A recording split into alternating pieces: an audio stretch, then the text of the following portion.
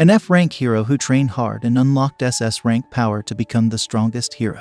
Lightning flashes and thunder rumbles in the sky as a young man suddenly gets flung to the ground. He rolls around on the dirt, struggling to catch his breath. Above him, a group of people watches intently. One of them congratulates him for the significant improvement he has made over the last 2 years. Another tells him that the E-rank exam should no longer be a problem for him. In fact, someone else comments that he would probably destroy the testing venue now. These powerful individuals radiate with energy as they assess him. Meanwhile, on the ground, the young man can't help but remark that he is still nowhere near his 4 masters level. The scene shifts to a bright, sunny day in a bustling city. Strong-looking young people are everywhere, all headed towards a large building.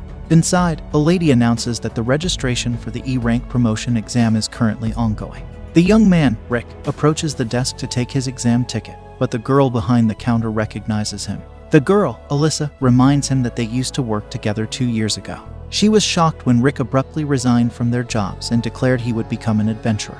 Rick looks embarrassed as he admits that starting out as an adventurer in their 30s seems foolish, especially when most adventurers started at F rank in their teens and reached E rank 2 years later. Alyssa asks him what he has been doing for the past 2 years. Rick explains that he has been training extensively with his masters. Their conversation is interrupted by a drunk man who arrives at the counter and starts harassing Alyssa.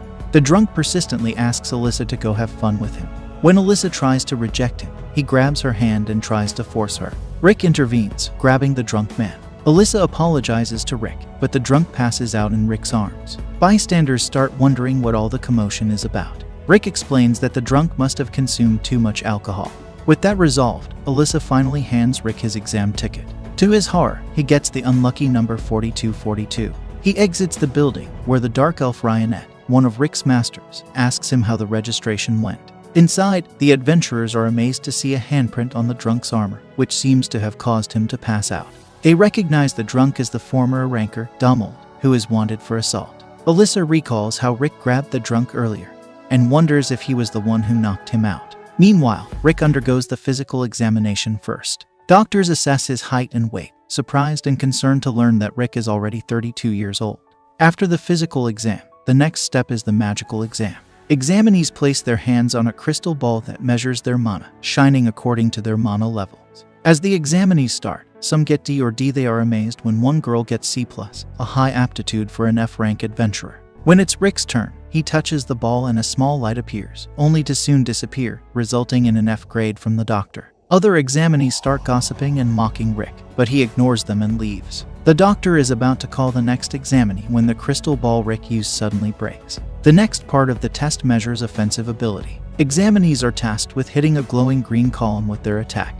Rick recognizes the column as a slime bag, triggering memories of his training. His master used to tell him that the basis of one's strength is their flesh. If Rick could destroy a golden slime bag with his fist, he could trust that his body was strong enough. Despite Rick's protest, as golden slimes are as hard as a dragon's fang, his master boasted about destroying 200 at once, lightly tapping a slime bag and making it explode in all directions. From that moment, Rick practiced on the golden slime bag, punching it 50,000 times a day. Back in the present, examinees hit the bag while the proctor records their results. When a young blonde 11-year-old boy is called, he confidently steps forward. He is the rumored second son of the Diamuid family, with rumors stating his magic is already at C rank level. In summary, the boy is a true prodigy. To the amazement of everyone, he starts chanting a spell and creates fire with his bare hands. He then launches an attack, producing a fist-sized fireball and shoots it at the slime bag, which promptly absorbs it. Rick is surprised at how tiny the fireball, but everyone else seems impressed by the attack. However, Rick can only think of how another one of his masters loved throwing fireballs at him. Unfortunately, his master's fireballs were the size of houses and exploded like nuclear bombs. Rick wonders if the boy just condensed his magic because they are indoors. After a few more examinees, it's Rick's turn on the slime bag. He is about to start when the proctor remarks on his age of 32. The proctor then tells him that his mana never had time to grow since he started so late, as shown by his mana results. He advises Rick to give up. Rick feels the gaze of the much younger examinees, but he remembers how he always stood up and continued his training, even with bloody fists. He doesn't understand what's wrong with becoming an adventurer at his age. Rick punches the green slime bag so hard in anger that it slams into the wall, destroying it and spraying green slime all over the room. Everyone is stunned while Rick looks at his hand and guesses that the slime bag must be defective. Meanwhile, the young boy is annoyed at Rick for upstaging him and promises to show him up at the next test, defensive magic. Unfortunately for him, Rick once again surprises everyone as he withstands the Proctor's attacks. The Proctor recognizes that Rick is still using first nature magic to block his attack and advises Rick to level it up for the next one. Rick admits that he can actually only use first nature magic. Nevertheless, he is confident in his skills. The Proctor concedes and starts casting a fifth nature magic attack. A huge cyclone of air blasts forth from the Proctor's hands, hitting Rick directly in the chest. The massive cyclone of wind even breaks the magic barriers surrounding the venue. Sylvester Urselnia, the first-ranked knight of the Royal Knights, is on the outskirts of the city and sees the shockwaves coming from the training grounds. He assumes that something terrible is happening there, so he quickly makes his way to the exam center. He learns from one of the examiners that an F-ranked weak adventurer blocked a military-grade nature magic using only a defensive first nature magic. Sylvester finds it unbelievable and assumes that the examiner is joking with him. The examiner assures him that this is indeed the case, and even shows him the profile of the examinee. Upon examining the details, Sylvester finds it even more questionable that a 32-year-old man, who was nothing more than a guild receptionist a few years ago, has suddenly become this powerful. After the defense test, the first round of exams comes to an end, and Rick heads outside with Rionette to rest for a moment. Rionette reminds Rick that the next exam will be an intelligence test, meaning it will be a written exam to measure all of the adventurer's knowledge. Rick confidently announces that he will get a 100% score in the written test, telling Rionette that just because he was a receptionist, she shouldn't underestimate his intellect. Still, all he did for 14 long years was welcome drunk, negative adventurers, which is why Rionette is skeptical of him getting top marks. Rick realizes that he cannot convince her of his intelligence, so he drops his act and tells her that he is more worried about the first round's results. Despite clearly excelling in the practical exams, his magical power of mana was ranked as an F, and he fears he will not attain a high rank. Rionette comforts him, telling him that no matter what the result might be, he should be proud of himself for showing astonishing growth in the past 2 years. The blonde prodigy, who just can't mind his own business, comes to annoy Rick and Rionette because he has nothing better to do with his life. Rick recognizes this sore loser as the so-called prodigy, but fails to recall his name. So, the boy introduces himself once again as Freed Diamuit. Rick doesn't want to be involved with any minors, as he doesn't want to get cancelled by the internet. He asks the boy why he has come here and if he has gotten lost. Seeing his angry face, Rick assumes the kid might be looking for his parents and offers to help him find them. Freed, of course, finds Rick's unintentional remarks rather insulting, and accuses him of deliberately stealing his thunder at the exam. According to Freed, it was his long-awaited dream to become the main character, and he had planned the whole year how he would show off his brilliance at this exam. But because of Rick, he failed to have a heroic debut and couldn't stand out. Seeing that the kid is almost on the verge of tears, Rick tries to calm him down, promising him that it wasn't his intention at all. While Rick is desperately trying to come to an understanding with the obnoxious kid, another person with a wacky haircut enters, accusing Rick of making children cry. This twin ponytail girl, Angelica, is apparently the elder sister of Freed and is here to protect her little brother from this scary middle-aged uncle. Freed tells Angelica that Rick was bullying him and even exaggerates that this uncle is in his 40s. Believing her little brother's words, Angelica decides to teach Rick a lesson and challenges him to a duel. She is most certainly full of herself and deserves to be humbled. Rick is forced to accept the challenge, even though he doesn't want to get involved in any unnecessary fights, and is taken to the training grounds. There, Angelica officially introduces herself as a second-class knight of the Royal Knights, indicating that she is quite strong. According to Angelica, duels in this kingdom allow the winner to set a term for their victory. Her term is that Rick becomes her servant for the rest of his life. She proudly tells him that once she defeats him in the duel, she will discipline him in every possible way to make sure he never bullies children again. Rick ignores the blonde with no brains for now and asks Rionette if she knows what rank Angelica. Since Angelica is a second-class knight, Rionette assumes she is a B-ranked adventurer. This means she has the capability to defeat a high-level monster on her own without a party. Rick underestimates his own abilities and starts to think he will never be able to beat Angelica because he is just an F-rank adventurer. He isn't even sure if he will make it out alive in this duel.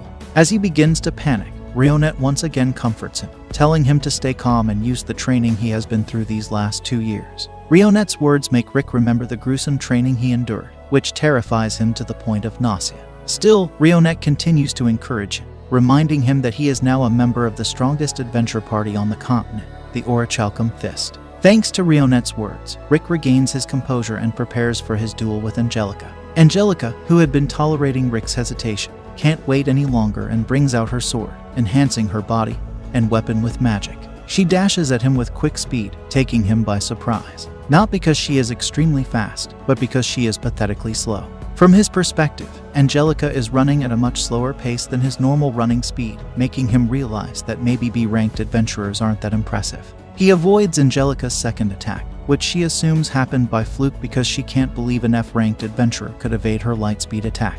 She goes for a third attack and once again disappoints Rick, who begins to think that Angelica might have made it to B-rank through nepotism or something. He does not for once consider that he might be strong. As she keeps coming at him with her snail-like strikes, Rick finally decides to intercept her. He aims for her head but misses by an inch, creating a huge crater on the ground. This makes Angelica realize that Rick is actually overpowered. She immediately surrenders, letting him win the duel. She begins to leave with Freed, but Rick stops her, reminding her of the punishment terms she had set. The loser would become the winner's servant for life. However, Angelica refuses to keep her word and makes a run for it with her brother. With the duel over, Rick wonders about the results of the first round of the exams. Rionette informs Rick that Master Bronson and the others will be coming to the guild soon. Hearing this news, Rick becomes startled again, as he doesn't want to face these scary, overpowered entities. Alyssa then informs the examinees that the results of the first exam will be announced shortly.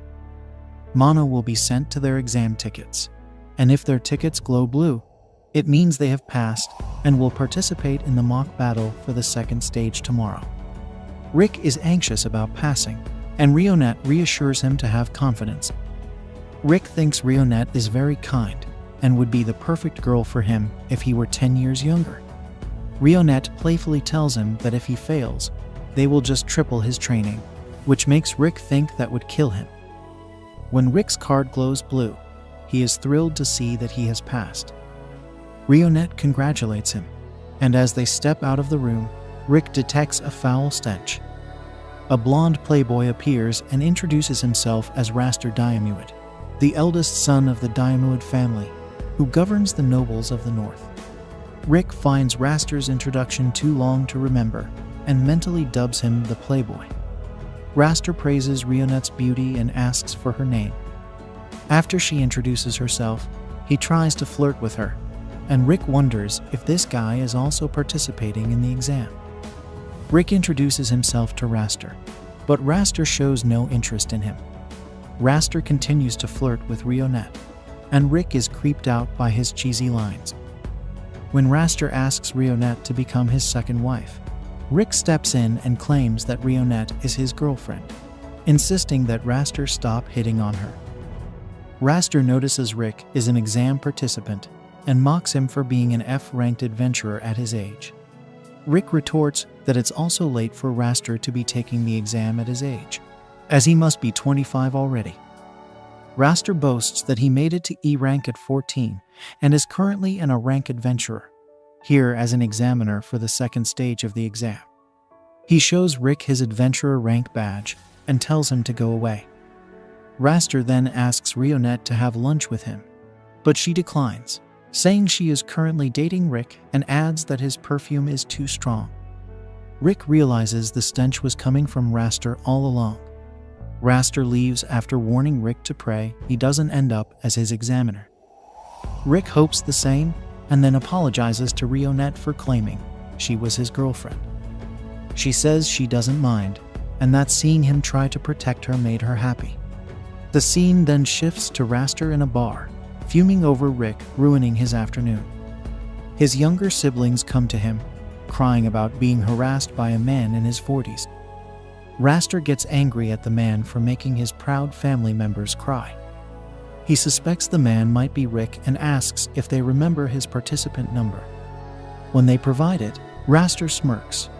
The next day, Rick is worried about the mock exam, and Rionette advises him to hold back in the fight. Rick doesn't understand what she means, but hopes Raster isn't his examiner. They then meet a man named Lynx Laro, who will be in charge of Rick in the second stage of the exam. Rick is relieved to hear this and learns that Lynx handles participants numbered 4200 and above. Rick feels lucky that his number is 4242. Lynx finds it remarkable that a 30-year-old receptionist switched careers to become an adventurer. Although Rick acknowledges that he is starting late, Lynx is actually impressed and mentions that Rick's decision has motivated him as a fellow middle-aged man. Lynx shares that he also became an adventurer at the age of 24, and suggests that if Rick is entering this career in his 30s, there must be something significant he wants to achieve. Rick shares that he does have a dream and wonders how Lynx knew about it. Lynx explains that he knows because they are alike. Despite being in his 30s, Lynx dreams of becoming an A-ranked adventurer. He mentions that it took him 20 years to reach B rank, but he has no intention of giving up. The two shake hands, expressing their mutual respect and anticipation for each other's future. Meanwhile, Raster spies on them with a scheming look. As Lynx heads to the exam venue, Raster intercepts him, insisting they need to talk. Later, Rick, now in the waiting room, looks cheerful. A guild receptionist enters, announcing that Lynx Lorat, the examiner for participants numbered 4200 and above, has suddenly fallen ill. Consequently, Raster Diomede will take over as the examiner for this group. Rionette informs Rick that Raster is the playboy from yesterday, surprising Rick. She speculates that, as a Diomede, Raster might be related to Angelica and Freed. Rick notices that the other adventurers seem displeased by this change. He overhears them discussing Raster's prestigious noble background and his achievement of reaching a rank at 17. They call him the man of 1,000 spells and note his infamous reputation as an F-rank crusher who enjoys targeting participants who catch his eye. Rick realizes that he has more than just caught Raster's attention. The scene shifts to Raster crushing an F-ranked adventurer in the exam. A butler approaches, and Raster asks if the elite guards are ready. Back in the waiting room, Rick worries about Raster being his examiner, while Rionette questions if he really needs to be this concerned. Rick explains that after hearing the rumors, he can't help but worry. He fears failing the exam and undergoing the triple training Rionette and the others mentioned, which he believes will be his end. Rionette asks if he lacks confidence. Rick admits that starting late in this career makes him naturally insecure, as everyone constantly tells him it's impossible. Rionette suggests that he flip this around. If his confidence can be shaken by others' negativity, it can also be bolstered by their support. She reassures him of her belief in his strength and expresses confidence that he will pass the exam and defeat the playboy. She recalls always believing in him since he decided to become an adventurer and asks if he will believe in her. Rick thanks her, feeling much more confident. A shady-looking guy then approaches Rick, offering to tell his fortune if he's worried about the exam. He leads Rick to his stall and offers a free reading. Although skeptical about fortune telling, Rick decides to try it for fun. As soon as he sits down, he is teleported. The fortune teller is revealed to be Freed, who celebrates accomplishing his goal. However, Rionette destroys his setup and demands to know where he teleported Rick. Intimidated by her power, Freed starts panicking and admits that teleportation magic is complex. Even with his abilities, he can only move things up to 100 meters. He assures her that Rick should be nearby, and we see Rick just behind the exam venue. Rick, disoriented, wonders how he ended up there. He encounters some rough-looking individuals who threaten to put him to sleep. Rick thinks they might have mistaken him for someone else, but they assure him there is no mistake, identifying themselves as the elite guards of Diomede. Rick realizes that the elite guards work for Raster, the playboy, and they intend to prevent him from participating in the exam. When Rick accuses them of using dirty tricks to stall for time, they correct him, stating that they are planning to gang up on him. They boast about their powers, claiming to be equivalent to B rankers, with some even rivaling A rankers, and prepare to attack. Rick fears this might be the end for him, and he can't believe he'll be disqualified like this. However, before the elite guards can strike, senior members of his party arrive.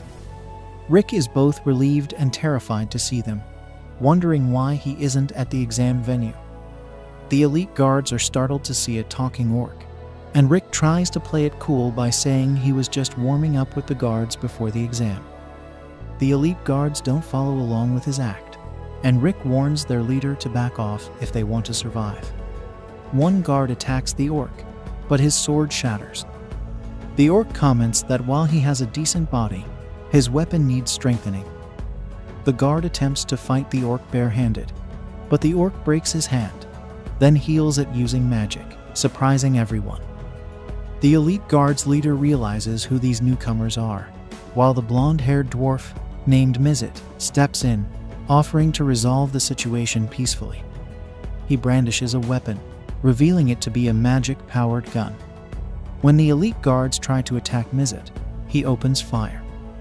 Rick points out that Mizit just said he would resolve things peacefully, and Mizit retorts that it's fine since no one is dead.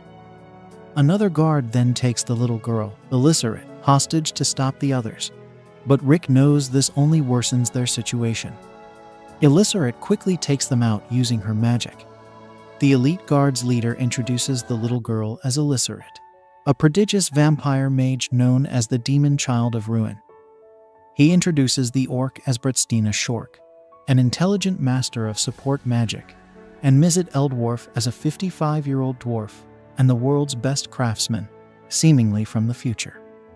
He reveals that they are all S-ranked adventurers and part of the strongest party on the continent, Orichalcum Fist, which consists only of S-rankers. The elite guards are shocked by this revelation, and their leader contemplates retirement after witnessing the strength of Orichalcum Fist. Elissaret then defeats the remaining guards, and Rick resolves to do his best in the exam to avoid her wrath. Meanwhile, Rionette continues holding Freed hostage, demanding to know where Rick was teleported. Freed insists Rick won't return, believing the elite guards have dealt with him, but Rick reappears. Rionette throws Freed aside upon seeing Rick safe, and Rick notices the damage to the wall. She explains she only cut it a little, and Rick remarks on her strength. Lynx then arrives, badly injured. They help him sit, and he reveals that Raster attacked him. Lynx explains that Raster asked about his dream, and when he shared his desire to build a school for aspiring adventurers in his hometown, Raster mocked him and beat him up, saying a third-rate adventurer could only teach third-rate students. Lynx feels frustrated and wonders if it's irresponsible for someone like him to have a dream. Rick, angered by this, encourages Lynx, saying it's never too late to pursue a dream. Despite Lynx's warning to withdraw from the exam to avoid Raster's wrath, Rick heads towards the arena, determined to face Raster. Meanwhile, Raster, learning that his elite guards failed, decides to deal with Rick personally. Rick marches to the arena, filled with rage. Afterward, the scene shifts to Raster effortlessly defeating other participants before facing Rick. An observer, Adolf, comments that this is what he expects from an AE rank exam. Adolf introduces himself and explains that there are 4 core attributes of power: strength, dexterity, mana capacity, and magic control. These attributes are crucial for an adventurer's prowess, and he has the ability to visualize a person's power cores. Adolf examines the next participant's strength, noticing the individual is below average and is quickly defeated by Raster. When he assesses Raster, he sees that Raster's mana capacity is maxed out, though he lacks in other areas.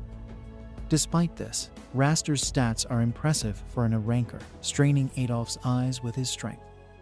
Adolf then notices Rick, an older examinee waiting for his turn, and becomes curious. Upon checking Rick's stats, Adolf's eyes sting even more as he sees that Rick has maxed out everything except for mana capacity. The scene transitions to Rionette in the stands, preparing to watch Rick's match.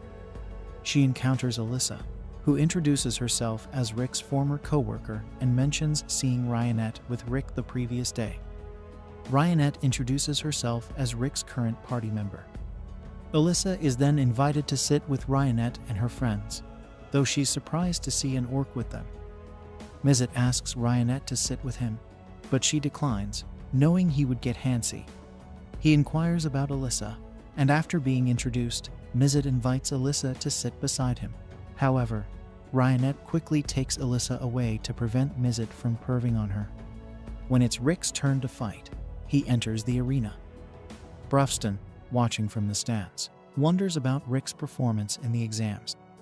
Rionette confidently states that Rick will pass without problems. Alyssa, however, is doubtful since Rick's opponent is Raster, whom she describes as an ranker known for overwhelming participants unnecessarily. Brufston reassures them, believing there's no need to worry, as the match is about to start. In the stand, Angelica cheers for her brother, urging him to beat Rick. Raster is surprised to see Rick, having escaped from his elite guards, though he dismisses it as unimpressive since they are only commoners. He warns Rick not to expect the same level of skill from a refined noble like him. Rick, sensing Raster's strength, inquires why he became an adventurer. Raster explains that his talent led him to adventuring, and that being a high-ranking adventurer brings prestige to a noble. He reveals his intention to quit soon out of boredom. Rick, determined, states he will never lose to someone as shallow as Raster. Raster arrogantly tells Rick to mind his words, as he won't be speaking for long. He casts a First Nature spell as a warning shot, but Rick remains unfazed. Raster wonders if Rick is scared, while Rick calms himself, remembering Rionette's advice to observe his opponent for the first minute. Though unsure, he decides to trust her judgment. Confidently, Raster casts a third-level magic spell at Rick, who takes it head-on, only sustaining a scratch. Alyssa is surprised, but Brufston reassures her, explaining that such a spell wouldn't affect Rick. He asks if she knows about the 4 cores of power, which she names, indicating her knowledge. Brufston elaborates that mana capacity must be trained from a young age, as it stops growing after 20. Alyssa recalls that Rick began training at 30, explaining his low mana capacity. Brufston recounts Rick's first training session, where he had to run to a nearby village with 100-kilogram ankle weights through a forest full of carnivorous beasts, needing to stay close to Brufston to survive. Brufston informs Alyssa that since Rick lacks mana capacity, they focused on training his other 3 cores. Raster attacks Rick with a 4th-level magic spell, which Rick also takes head-on. Brufston then tells Alyssa that Mizet was responsible for Rick's mana control training. Alyssa recalls how Mizet would often playfully use magic on Rick. We learn that Rionette trained Rick's dexterity. Alyssa is surprised by this, as she assumed Rionette was just a maid. Brufston explains that Rionette wears the maid outfit as a hobby and emphasizes that Rick has taken all their training to heart, achieving the capabilities of an S-ranked adventurer, just like them. Alyssa is astounded to hear this, and Rionette mentions that Rick is unaware of his own strength, largely because Brufston has always downplayed his abilities. Raster attacks Rick again with another 4th-level spell, but Rick remains unfazed. Frustrated, Raster continues to bombard Rick with spells, ending by crushing him between 2 rocks. He assumes he has won, but Rick pushes the rocks aside, infuriating Raster with his resilience. Raster attempts to punch Rick, but Rick retaliates, realizing what Rionette meant. He observes that Raster has relied too much on his innate talent and neglected skill training. Despite his vast mana, his other skills are lacking. Rick declares that he won't lose to someone like Raster, who dismisses Rick's defiance as accidental luck. Raster then attacks with a 3rd-level magic spell using an incantation, but Rick stops it barehanded. Alyssa is bewildered, and Mizet explains that Rick used a precisely woven bit of magic, utilizing only 100,000th of the mana Raster used, thanks to his accurate mana control. Raster attributes Rick's success to coincidence and tries to attack again, but Rick punches him, mitigating the damage with steel body. Raster grudgingly acknowledges that Rick is more powerful than an E-ranked adventurer and blames his poor performance on fatigue from examining too many participants. He sarcastically comments on Rick's amazing luck for a commoner. But Rick insists it's not luck, he's using his dexterity to overpower Raster's strengthening magic. Raster scoffs, believing it's impossible for someone without mana to become this strong in 2 years. Rick explains that his strength comes from rigorous training, including being locked in a dragon's nest, swimming in paralyzing liquid until he drowned, and running through chains of explosions. Alyssa finds this hard to believe, as it would kill a normal person multiple times. But Brufston explains that Rick did die and was revived each time through quick healing. This cycle of destruction and restoration made Rick incredibly strong. Raster thinks Rick is lying and questions what kind of motivation could drive him to such extremes. Rick reveals that his dream is to defeat the world's strongest monster, Kaiser al-Sapiat. Raster and Freed laugh, believing Kaiser al-Sapiat to be a fictional character from the legend of Yamaton the hero. Brufston mentions that the goal of Orichalcum Fist is also to defeat that monster. Raster mocks Rick, saying only children dream of defeating a fictional character. But Rick insists it's none of his business. Annoyed, Raster uses a 7th level magic spell to bind Rick. Rick is surprised by Raster's ability to use 7th level magic without incantation. Raster then chants an incantation for an 8th level spell, summoning a giant tree monster under his control. His siblings cheer, thinking he will definitely win now, and the spectators are amazed to see 8th level magic. Raster declares he will make Rick grovel, while Rick prepares to use air shot. Raster ridicules Rick for attempting to counter his 8th level magic with a 1st level spell. Rick asks how much Raster has trained with the spell, and Raster smugly admits he mastered it in a few tries. Rick reveals he has used air shot 100 million times. Freed, Raster, and Alyssa find this hard to believe, thinking it impossible in just 2 years. Brufston explains that it's possible using space-time magic, which Rick employed in his training. Raster punches Rick using the tree monster, but Rick counters with his own punch, enhanced by air shot. Rick's punch manages to overpower the monster, shattering it to pieces and knocking Raster unconscious and out of the arena. The audience is astonished by Rick's victory, and Alyssa thinks he is amazing. Afterwards, Rick meets Alyssa and his party mates, who congratulate him on his win. He thanks them all, and Alyssa tells him he was absolutely amazing out there. Rick is delighted to hear this, realizing for the first time that he is truly strong. He wonders why he never realized it until now and expresses his gratitude to his party mates for everything they have done for him. They tell him there is no need for gratitude. Just then, Raster appears, barely able to walk on his own. Rick asks if Raster is wondering why an elite like him lost to a late bloomer. Raster suspects Rick is mocking him, but Rick calmly explains that while he may not be able to use many skills, he has honed the ones he can use to the highest level possible. He suggests that Raster should also start by mastering one skill and looks forward to his future growth. Raster is not happy to hear this, but declares that he will test Rick again during his next promotion exam and win that fight. He then leaves, and the scene shifts to the members of Orichalcum Fist having lunch while waiting for Rick to return with his exam results.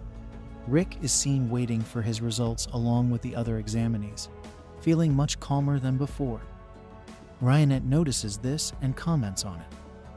Rick responds that he was reminded of his goal earlier and knows he is not going to fail. The story takes us back to young Rick, who is captivated by the tales of Yamato, the hero. In the stories, Rick learns that defeating the ultimate monster, Kaiser al-Sapiat, would grant access to the Akashic Record, a treasure that fulfills any wish. Even Yamato couldn't conquer this beast, but he believed that one day, an adventurer would rise to the challenge and have their wish granted. Inspired, Rick excitedly shares his dream of becoming an adventurer with his parents. However, his mother worries about the dangers of such a path, fearing for his life, while his father dismisses the idea as childish, urging him to seek a stable career instead. One day, during a routine checkup, Rick discovers he has the factor for an inherent skill. Though the doctor is unsure of what it is, Rick is thrilled, feeling a connection to his hero, Yamato, who also had an inherent skill. The doctor advises patience, explaining that the skill won't activate through mere hard work. Filled with excitement, Rick runs through the plains, dreaming of becoming an adventurer once his skill activates. The next day at school, his friends eagerly ask if his skill has manifested, but Rick tells them it hasn't, and that it might take some time. Days turn into years, and Rick's skill remains dormant. Despite his efforts, he can only manage to release a fart, much to his frustration. Years pass, and Rick's friends suggest that he should become an adventurer anyway, noting that many adventurers don't have inherent skills. Rick, however, insists that his motivation isn't money. Eventually, Rick returns home with a job offer as a receptionist for the Tiger Road Guild. His parents, relieved and proud, congratulate him on securing a stable job. Rick begins working at the guild, making friends and settling into his role. Despite his contentment, the dream of adventuring never fully leaves his heart. One day, he notices Alyssa struggling with an adventurer's request and helps her, advising her to stay calm even if tasks take time. He explains that monsters have been appearing in the city lately due to being chased out of their nests, and a quest will likely be posted soon, though it's not too dangerous. Rick's friend Zaid then bursts into the guild, proudly announcing his promotion to B rank. Rick, though envious, congratulates him. That night, Rick drinks and vents his frustrations, feeling stagnant in his receptionist job compared to Zaid's adventuring progress. Despite his stable income and lack of major complaints, he can't help but wonder how different his life could have been. Hearing a commotion about monsters in town, Rick investigates and encounters a giant troll. To his shock, he sees a girl in the troll's path and instinctively tries to shield her. As the monster advances, Rick cowers in fear, but the girl effortlessly defeats it. She thanks him for his bravery, revealing herself as Reincarnated, an adventurer. Walking together, Rick thanks her and asks if she's a B-rank adventurer. To his surprise, she denies it, revealing she's actually an S-rank adventurer, a class so elite they're managed directly by the main office. Amazed, Rick is glad to have met her. He hesitantly shares his lifelong dream of becoming an adventurer and defeating Kaiser Alsapiet, confessing his frustration over his dormant inherent skill. Reincarnated reassures him, acknowledging his courage and explaining that he should be familiar with mana capacity, which might be influencing his skill's activation. Rick knows that mana capacity doesn't increase unless trained from a young age. Reincarnated explains that an adventurer needs a certain level of mana, and since Rick never trained his, he has no chance of becoming an adventurer. Rick tries to take this news like a man, but his emotions get the best of him, and he casually asks her out to dinner. To his surprise, Reincarnated agrees, saying she has some free time tomorrow. The next day at the guild, Rick is in high spirits because of his date. Alyssa is surprised to see him so cheerful and notices his enthusiasm for work. Zaid arrives to accept his first B-ranked quest, and Rick quickly assists him, leaving Zaid bewildered by Rick's excitement. Later, Rick heads to dinner with Reincarnated, hopeful for a romantic evening. However, monsters appear in town, disrupting his plans. He's disappointed, thinking the frequent monster appearances are unusual. Finding Reincarnated battling the creatures, he realizes she doesn't need his help as she swiftly dispatches them. More monsters arrive, and Rick steps back, not wanting to get in her way. Rick is amazed by her strength. After defeating the monsters, Reincarnated senses something, triggering memories of a childhood tragedy, and her mana becomes unstable. Rick checks on her, but they're attacked by another monster, only to be saved by Zaid. Zaid jokingly tells them this isn't the place for a date, and two more adventurers join the fray. The adventurers explain that the guild issued an emergency quest due to the monster influx. Zaid advises Rick and Reincarnated to retreat, while they handle the monsters. Rick feels jealous seeing their passion for battle, but Rionette warns of a greater danger ahead. Rick reassures her, mentioning Zaid's B rank, but Rionette reveals there's a dragon nearby. She shares her trauma from a past encounter with a dragon, which disrupts her mana control. Rick can't believe a dragon is here until he sees it flying overhead.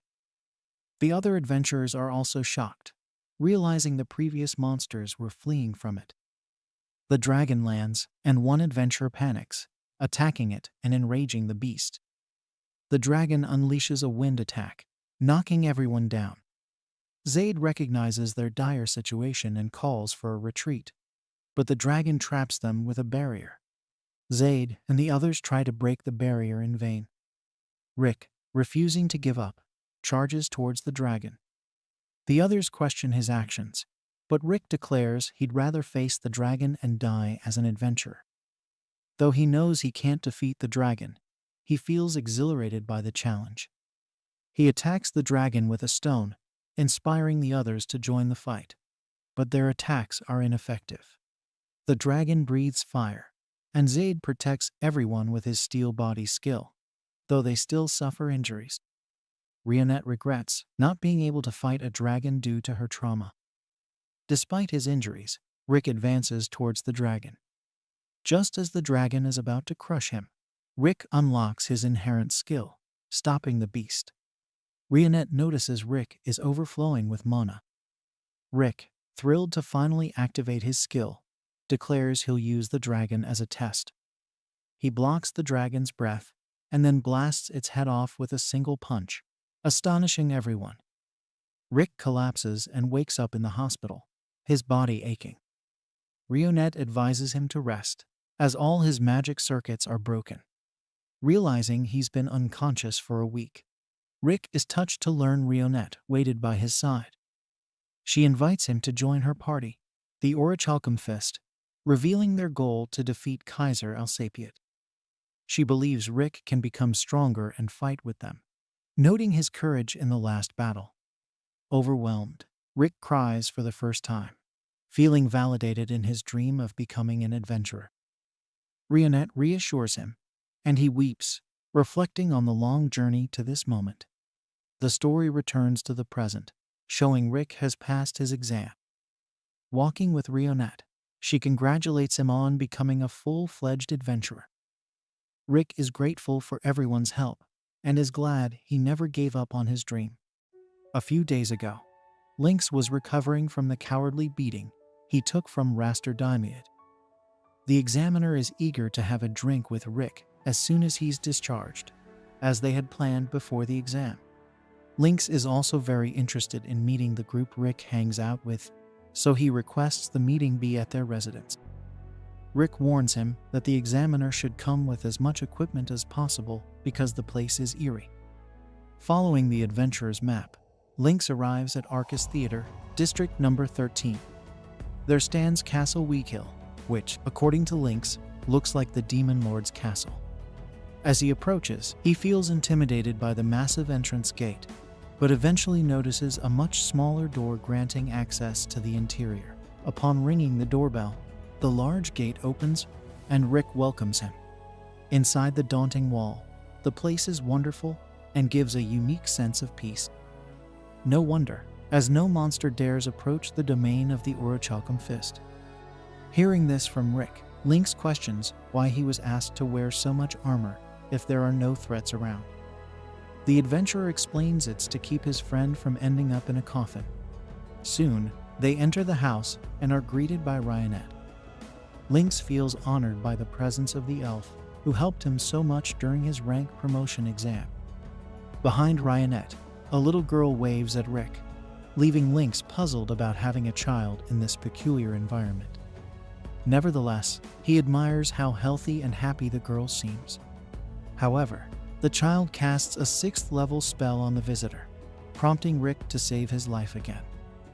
The adventurer scolds Elissaret, something he's done 1,000 times before for the same reason, casting spells inside the castle. The vampire complains that Rick doesn't play with her anymore, as if it were his fault. Maintaining her composure, Rionette threatens to deduct from Elissaret's food allowance to pay for house repairs, prompting the girl to throw herself at the elf's feet, begging for mercy. Rick sighs and asks the visitor for a moment to give the child, affectionately nicknamed Alice by the residents, some attention. Rick knows the little rascal will cause trouble again if left alone. Meanwhile, Ryanette makes Lynx feel at home. The first thing he does is observe the view from one of the windows, certain it would take days to explore the entire area. Moreover, he can see Mizet's workshop within his field of vision. Curious, he heads down to the dwarf elf and introduces himself using his surname, Lorot, asking about the type of craftsmanship the fellow is engaged in. Mizet explains it's an Ultra Flame Cannon No. 6 and lets the visitor use the equipment against the scarecrow in the yard. According to the dwarf elf, all you need to do is focus your magic into the weapon and pull the trigger. Doing so, Lynx falls backward from the missile launcher's recoil, creating a crater where the projectile hit. Frightened by the weapon's power, he states that mass production of this armament would forever change the concept of war worldwide. Now, returning inside the mansion, he walks more cautiously after nearly dying due to a crazy piece of equipment from a dwarf elf. Peeking into one of the rooms, he sees an orc through the half-open door. Without taking his eyes off the book he's reading, Brufston invites the visitor to enter if he wishes. Embarrassed, Lynx apologizes for the inconvenience and approaches the orc, impressed by the number of books there. According to the monster, these are his quarters and private library because he feels more at peace when surrounded by books. Despite having read almost all of them, lately, the wise beast has been focusing a lot on Rick's training, which takes away some of his reading time. Knowing the orc was responsible for Gladiator's training, Lynx humbly asks this master to also work on his skills. Brufston stands up and praises the human's determined look because of its resemblance to his students. Later, Rick searches for the guest everywhere until Mizet informs him that Lynx entered the forest with Brufston a while ago. At that moment, the man panics. Being thrown off a cliff tied to two immensely heavy steel balls, Lynx says goodbye to his two daughters, Latina and Lilia. However, his fall is cushioned as he lands on some furry creature. Confused, he looks down to see Ryanette lifting a giant boar that would serve as an ingredient for dinner. After being saved by the elf, the Philheim examiner thanks her for the help. She immediately guesses that the weights on the human's feet were put there by Brufston. According to Lynx, his master ordered him to run down a cliff. Unfazed, Ryanette comments that the orc is the one who kills Rick the most in training, and Lynx pretends he didn't hear that. Behind him, Brufston appears to continue the training and drags the man into the forest. After returning from the exercises, Lorot is happy to still be alive, just like Rick, who didn't have the chance to tell him that training with the wise beast is a big problem for the unsuspecting.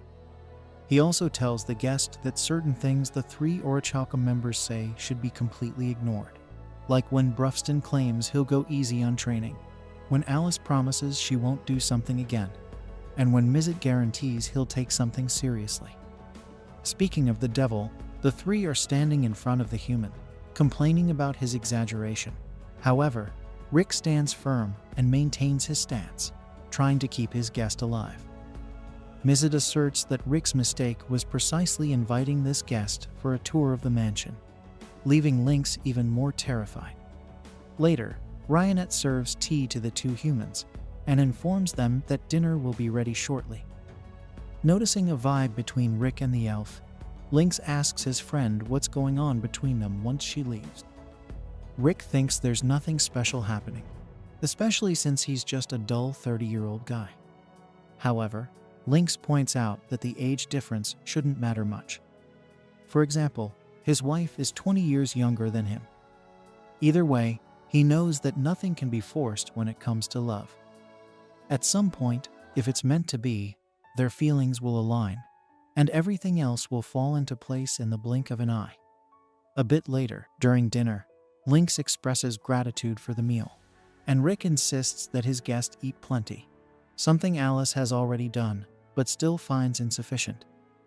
Besides her, the other two Orichalcum members also want to eat or drink more, so Reinette gets up to serve everyone. Lynx tells Rick that this is the perfect time to offer to help the elf and strengthen their bond, so Rick rushes out to avoid missing the opportunity. Meanwhile, Lynx becomes curious about the gladiator's innate ability, and Brufston explains that Rick can't activate the ability on his own, depending on certain factors for it to happen. If the man controls the awakening of brute force, he will certainly be stronger than even the members of the Orichalcum Fist. After Rick returns, the orc takes the opportunity to ask their guest, who works at the Central, if he has heard of the 6 gems of the Yamato legend. Their goal is to defeat the Orichalcum Fist. These 6 gems are magical stones that open the portal to the Spiral of Origin where Kaiser sleeps. However, these stones are only activated every 200 years, and currently, they are releasing an enormous amount of magic. The Orichalcum members are eager for any additional information. Lynx doesn't know but promises to check the confidential department to see if he can find anything. Rick then whispers to his friend that he didn't find the right moment to help his love interest because the woman is simply perfect in everything and didn't need help with anything. Hours later, at the Adventurers Guild, a woman complains about cleaning when she should be continuing her young adventurer career. Soon, she sees the Orichalcum Fist trying to take on a mission, but they need one more member to meet the required minimum number. The Guildmaster recommends they take Ray Lucas, a young girl who wants to explore the world as an adventurer. She isn't very excited to walk alongside, as she puts it, a talking orca kid and a tacky old man. However, anything is better than sweeping the floor, so she accepts the challenge and joins the group. On the way, Rick explains that they are looking for a magical stone that is extremely valuable and has the power to attract monsters. Confident in herself, Ray states that she can handle any monster attracted by the stone because she might be rank F now, but soon she'll be at the top. She asks the man's rank, and he says he is rank E. With this answer, Ray concludes that Rick is an old man who started late, so he must be ridiculously weak. Further ahead, Alice and Brufston find the magical stone behind the hills. Meanwhile, at the mansion, Mizet uses a gadget to blow wind on Ryanette's skirt to lift it. The elf quickly circles around and asks what's going on. He explains that it's a device that creates wind without using magic. Ryanette replies that it's quite interesting before destroying the device with her sword. On the road approaching the magical stones, the group encounters a wyvern and Ray panics. Without losing his composure, Brufston slowly approaches the dragon and punches it far away.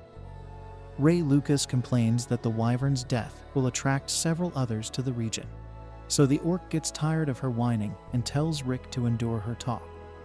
Later, the man is tasked with being the girl's personal listener until they see dozens of dragons being slaughtered ahead, where Brufston and Alice are killing each one of those winged beasts. However, a red wyvern, an even stronger dragon race, circles around and lands in front of the 2 humans. As usual, Ray gives up on life and sits down, so Rick asks her to run.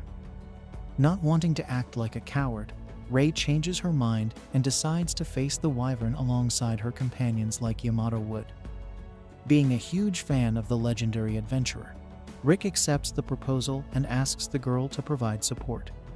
She prepares a first nature composite spell, but Rick jumps ahead and smashes the beast's head. The next day, upon returning to the guild, the girl acts strange because of everything she witnessed yesterday, and the guildmaster understands why. The Orichalcum Fist is known for bringing trouble wherever they go, considering they are the most powerful rankest group on the continent. For this reason, the guildmaster tells Ray Lucas she should be content with activities that align with her limitations. However, Ray is motivated to reach the level of those adventurers and do amazing things like they do. Speaking of which, the Orichalcum Fist displays one of the 6 gems, the Crimson Flower, on their table. After finding it at the bottom of the wyvern's nest, by using the magic resonance of this stone, they will be able to find the other gems. With this intent, Mizet uses his earth mapping ability, opening a map that points to Heractopia, a country known for its Colosseum, where combat arts make the fame of this nation. The story takes us back 400 years to a small desert nation ruled by King Alexander of Heratopia. In a modest settlement called Nuki, Alexander built the Colosseum and initiated combat competitions where he fought weaponless, relying solely on his physical prowess. His record of 10,000 victories earned him the title King of Fists, a name that echoed across the continent. His fame attracted fighters from all over, each hoping to challenge the king's invincibility. As a result, Heratopia flourished into a kingdom of great renown and strength, with Newbie, the site of the arena, becoming the capital of this thriving reign. Standing before the colossal statue of Alexander, the King of Fists, Brufston expresses his regret at not being able to fight Alexander. Rick, however, thinks such a duel might have resulted in the destruction of the entire kingdom. Rionet observes that combat as entertainment remains a central tradition in Heratopia. Rick understands this well, knowing that fighting is a common profession here, and those who engage in these battles are called pugilists by a man.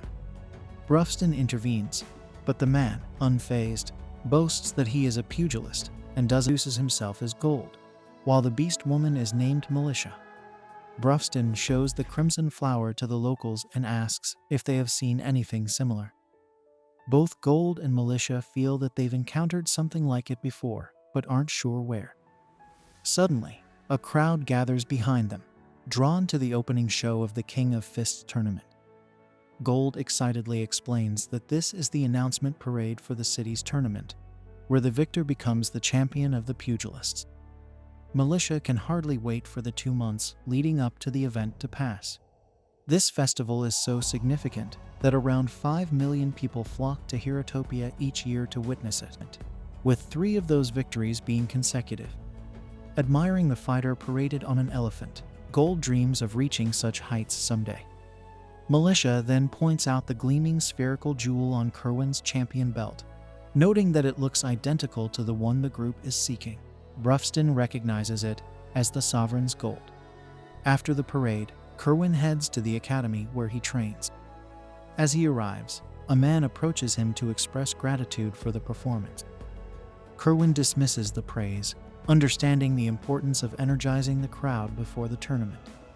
However, the man with an eye patch doubts that Kerwin is in top form, a claim that the pugilist denies. Meanwhile, the members of the Orichalcum Fist enter the academy, determined to find the great champion. Even the formidable Kerwin feels a chill upon seeing the massive orc. Rick tries to approach the matter delicately, but Brufston's straightforward nature prevails. The orc immediately states that the jewel on Kerwin's belt once belonged to a member of their group. If the champion agrees to hand over the relic, Brufston promises to return a jewel of equal value. The eye patch man, offended by their boldness, calls for the group to be removed, but Kerwin intervenes. He senses no deception in their words, but he firmly refuses to relinquish the jewel, explaining that the belt holds special significance for the people of Heratopia and embodies the pride of the nation. To claim the belt, one must earn it by winning the King of Fists tournament. Understanding the situation, Brufston apologizes for any inconvenience, and Rick questions if they're just going to leave it at that, as they follow the leader of the Orichalcum Fist out of the academy. The eye patch man suggests teaching these presumptuous outsiders a lesson, but Kerwin is certain that confronting them could have deadly consequences. He remarks on the maid's intimidating presence, noting her extraordinary abilities. The man, despite his ordinary appearance, seems to have trained his body to an exceptional degree, emitting an aura that's difficult to understand.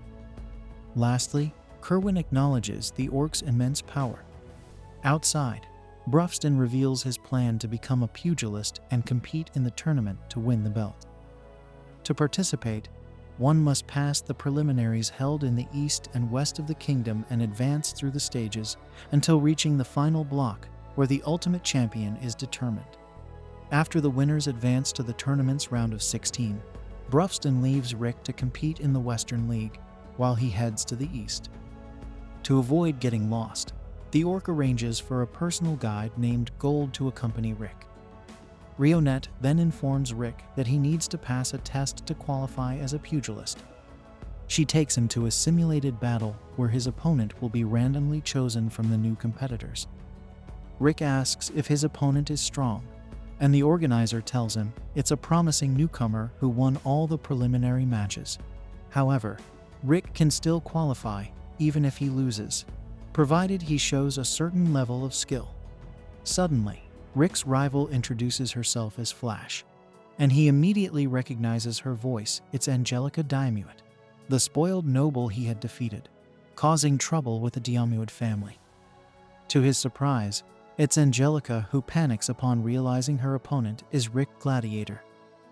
In the audience, two old men and a few others watch the simulated battle. Angelica's beauty attracts attention, and despite her quick rise through the preliminaries, one of the old men cautions against underestimating the other newcomer, noting that upsets can happen in the tournament. In the ring, Rick asks if her older brother is in town, but she tells him she came alone, which puts his mind at ease. Meanwhile, Angelica is tense, facing the man who defeated her without breaking a sweat. Even though she doesn't need to win to advance, she doesn't want to lose this fight. As the organizer starts the fight, Angelica remembers how she underestimated Rick last time and vows to keep her guard up. She tries to use her instant step ability, but stumbles and fails, much to her surprise and embarrassment. She stands up and tries again, only to discover she didn't trip. In reality, Rick was tripping her in a way imperceptible to the naked eye. He asks if she enjoyed the skill he learned recently. According to him, this is the first of the 8 secrets of taking it easy, the leg sweep. It's a technique designed to demoralize the opponent by not letting them stay on their feet. Rick was kicking her legs out from under her, so quickly that even she, a second-class knight, couldn't see it. Trying to maintain her dignity, she attempts to keep her distance, but it's futile. As she backs away, she's swept off her feet again, landing awkwardly on the battlefield. As he continues to sweep her every time she stands up, Rick feels guilty about how easy the fight is and praises the difficulty of timing the sweeps given Flash's incredible speed. He encourages her to stay in the fight, promising to go all out now, but Angelica raises her hands and surrenders immediately. Thus, Gladiator earns his permission to compete after sweeping a noblewoman 5 times. However, she doesn't take kindly to her new humiliation. He invites Flash to grab something to eat. By coincidence, they end up at an inn managed by Militia and her parents. After serving snacks at the pugilist's table, the cat girl asks where Brufston is and looks sad when she hears the orc is participating in the Eastern preliminaries. When the waitress leaves, Angelica asks Rick why he became a pugilist, and he reveals his goal is to win the King of Fists tournament.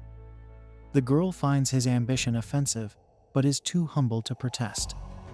Nonetheless, she informs him it's impossible for him to compete this year, explaining that reaching the round of 16 is a long journey with insufficient time left. For instance, only those who won 40 matches in the semester gain access to the league, and the maximum a fighter can achieve is 10 matches per month.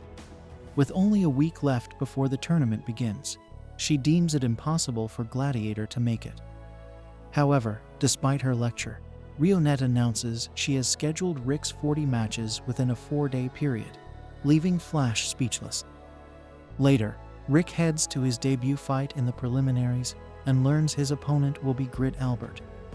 The worried organizer explains that this competitor is known for breaking tournament rules by using a weapon, although no body check has ever confirmed this. Soon, Rick faces at this age, and he intends to crush him to make it worthwhile. To achieve this, Albert uses an impact stone in his shoe. As the fight begins, Albert throws his jacket over Rick's face to obscure his vision and punches him with all his might in the chest. After the insane impact, he believes he has shattered his rival, but it turns out Albert's hand is the one completely broken. With this, the impact stone falls from his shoe, revealing his trick. Rick mocks his opponent, suggesting he should strengthen his body before delivering such a powerful blow with that item, despite Albert recalling he shattered mountains with his fist. Nevertheless, it's time for Rick's counterattack.